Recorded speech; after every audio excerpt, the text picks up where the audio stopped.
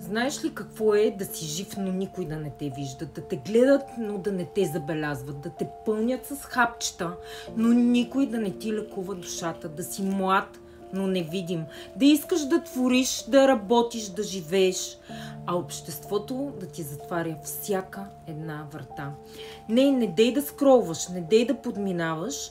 Това е нечий живот, това е истинския живот за някои. Днес получихме не просто пратка, получихме частица надежда. Ръчно изработени пликове за пари и малки кърпи. Това са продукти, които са дело на млади хора от социално предприятие Арт Ателие Творилница. Хора с психически увреждания, които творят с душата си. Хора, които светът често игнорира, но не и ние.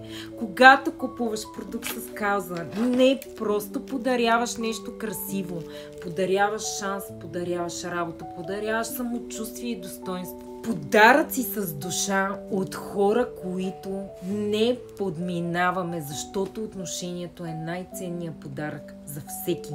И аз вярвам, че много голяма част от нашите последователи ще се включат в нашите каузи, от нашите продукти с каузи. Просто ще прибавите към вашите подаръчни сетове или само ще вземете продукт с кауза.